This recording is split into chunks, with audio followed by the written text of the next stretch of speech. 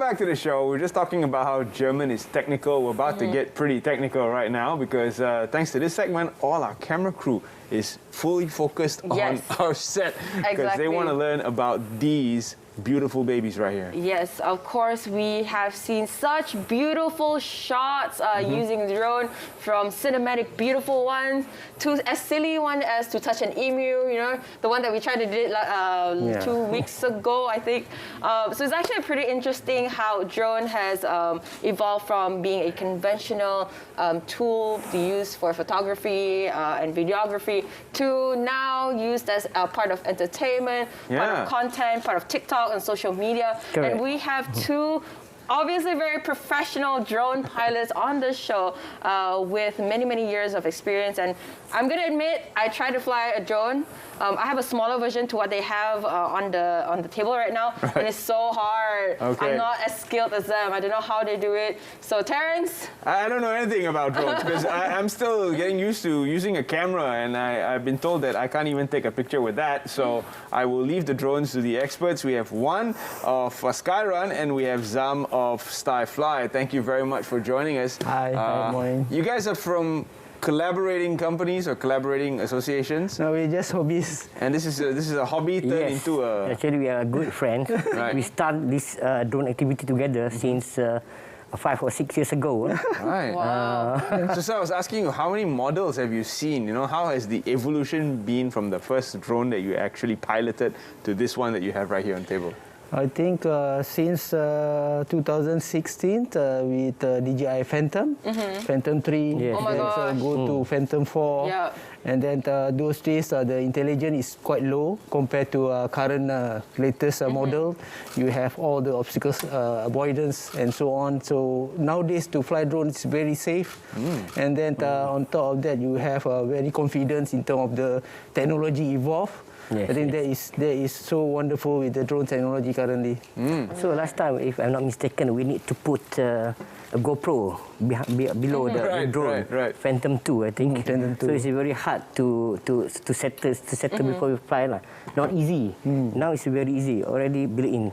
Yeah, I remember I had a shoot in Japan a couple years ago when drone first started, right? And the battery life wasn't that long. It was about 15 minutes. And I had to do a bungee shot. And then, to those of you who know me personally, I'm scared of heights. Wow. So it actually took me exactly 15 minutes to finally decide when my back then producer was like, yo, Zoe, you have to jump right now because the battery life is literally 30 more seconds. So how, in terms of, you know, how technology has evolved, now it has built-in camera, what about the battery life? What about the piloting skills? Somebody who wants to start flying a drone, would it be a lot easier now? Basically, my problem is similar to your problem. I'm afraid of height, very, very afraid. Wow.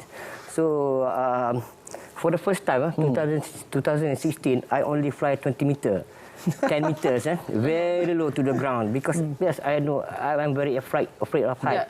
So even though you are on the ground. You're on the ground. Yes, but you're still afraid of. So to overcome that situation, we went to Skinchan. Then I tried to fly over 500 and very far away. Talk to us about what we're seeing right now. This is Skinchan last week. Yes. It's a very new video. This one using FPV, DJI FPV. Right.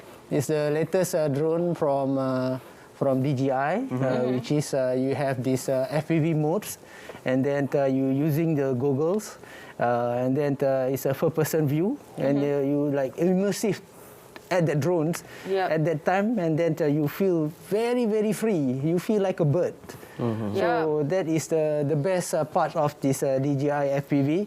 And then for us, I think this is a revolution because of we have problem with the racing quad and freestyle quad. That one is totally not GPS drones. You have to manually pilot it, and then the skill is very, very high. And then the option for you to crash is like 90%. Wow. But using this DJI FPV, we can simulate almost similar method of flying, but it's still using GPS. And then on the long run, you will save a lot of money. Yeah. I wish we could actually see the drones fly in the studio, but height-wise, it's just not ideal, right? It's not ideal for drone flying. What is the minimum height requirement, or where is the best place to actually practice flying your drone? No, for me, I think better fly open air lah. For me, maybe not for him. It depends on your objective. Right. Depend on objective. Sometimes they flew the drone inside the wedding ceremony, but need to consider the people also. If they crash on the people's head. Right.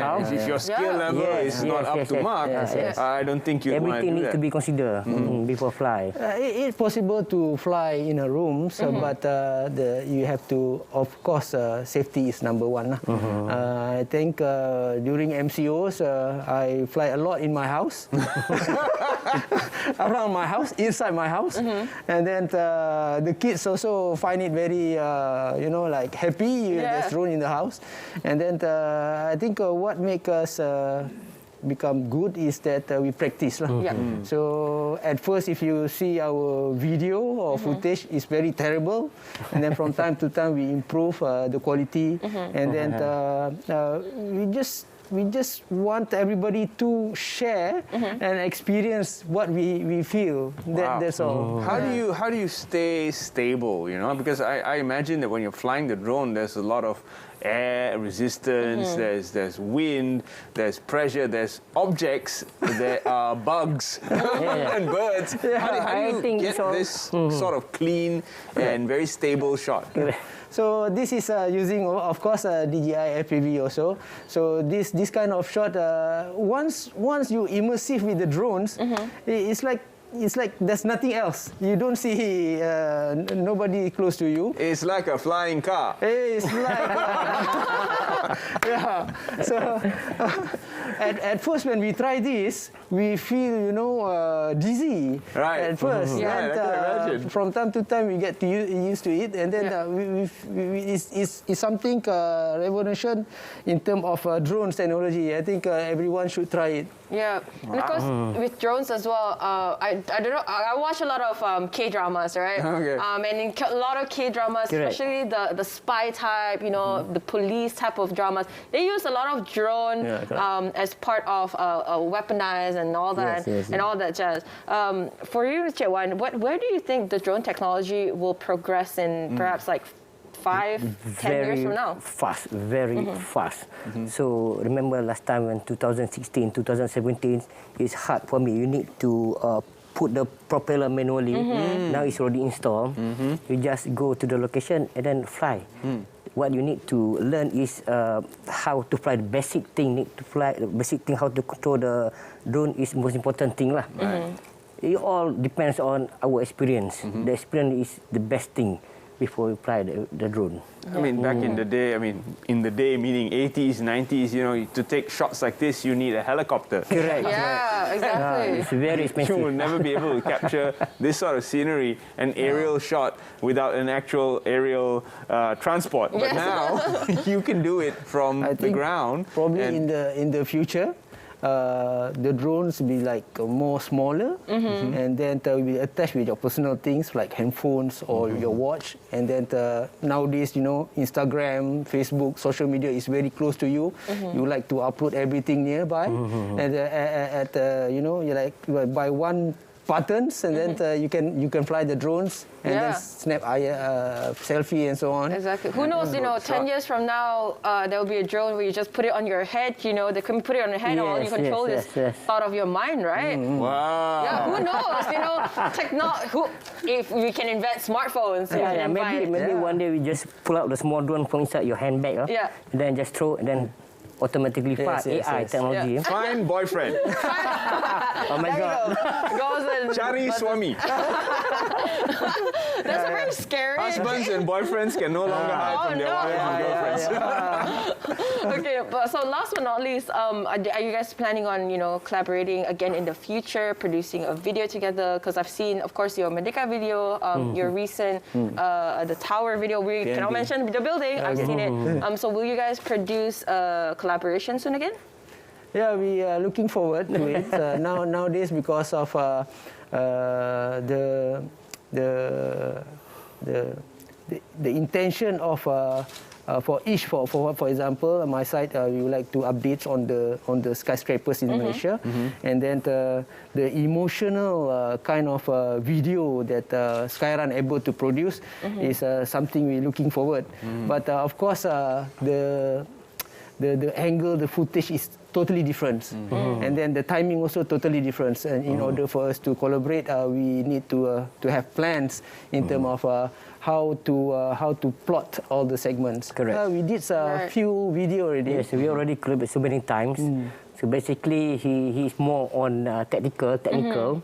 And me about emotion and cinematic feeling.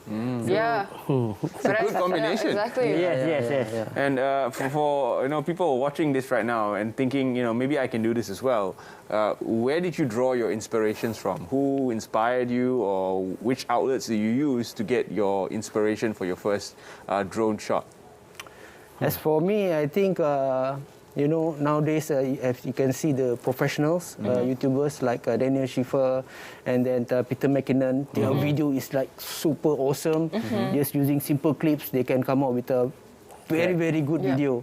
And then for the locals, I think like Abdul Kabir, Pochulan, Hafiz, they are solely live based on this kind of footage. And then these people able to record scene that we can, in the future we can take a look. And then for me, for the newbies, I think what they need to understand is that a drone is very dangerous, but at the same time it's going to be fun at the same time. What you need to do is like you need to set the home buttons, the home points, and the return to home attitude, and then you understand which building you want to go. You plan in terms of what you want to shoot. Correct. And then you not simply like fly like that, and then that is very dangerous for us. I mean, Skyrun and me, we always shoot during sunset or sunrise. Wow. So that is the best golden time, golden hours to capture all this kind of footage. Would you say that, before flying, before deciding because a drone is not a cheap item to buy, right? Correct. It is an investment because it can cost up to a few thousand. So before a person wants to get into drone, should they at least understand the principles of photography first? Because we talked about a little bit of golden hour and all that. Correct. First, we need to have passion. Of course, you need to have passion. Any passion. For me, for us, we love photography. So we already tried so many mediums. Start from SLR, DSLR, GoPro, and all those things.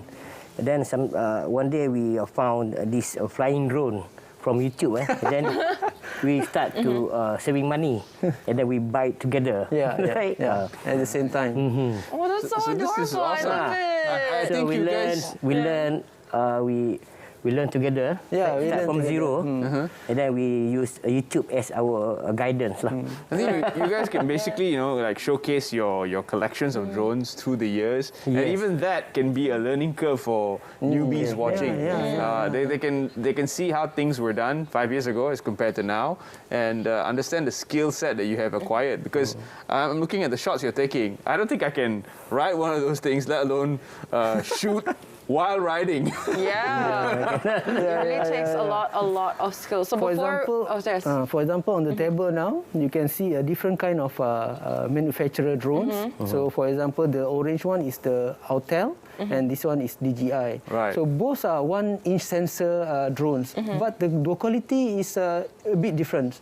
So for us, we are looking towards this kind of quality, meaning how many megapixel, how many bit rate, and all this kind of quality we are looking into in order for us to produce such a cinematic and high quality video. Please do check them out online. Skyrun Malaysia and Starfly Malaysia. You can definitely Google their work. All available on all platforms, and you can draw inspiration from what they have accomplished over these 5 years. Congratulations, gentlemen. This is amazing. Thank you very much. Thank you, sir. Right. So again, thank you so much for being on the show. It's so nice to have physical guests after so long. We are happy to share the experience. So again, please do check out their social medias. The shots are are amazing. If you guys want to cry, go ahead. I would say prepare some popcorn, watch the videos, turn on your speakers as loud as possible, and just enjoy the best cinematic view of Malaysia. So again, thank you so much to our guests, and thank you again, you guys, for watching our show today. We had so much fun. That's right. I know I'm going to have more fun today because gyms are opening again. So to all the abang-abang jago out there, it's time to go get those weights out of their place. You know, I'm sure a lot of cobwebs have developed over months that they've been in hibernation. So gyms are open. That's another good positive news. Just make sure you're in line with the SOPs and break that bad habit.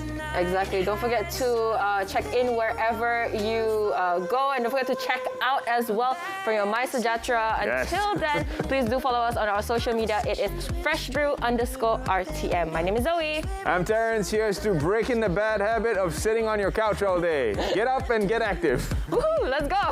My bad habits lead to white eyes stare into space, and I know I lose control. Oh, you're talking about like the last time we saw. Yeah, I was looking for a way out, now I can't escape. Nothing happens after two. It's true. My bad habits lead to you.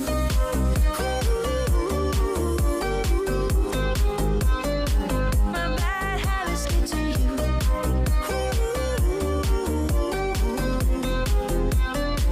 My bad habits lead to you. Every pure intention ends when the good times start.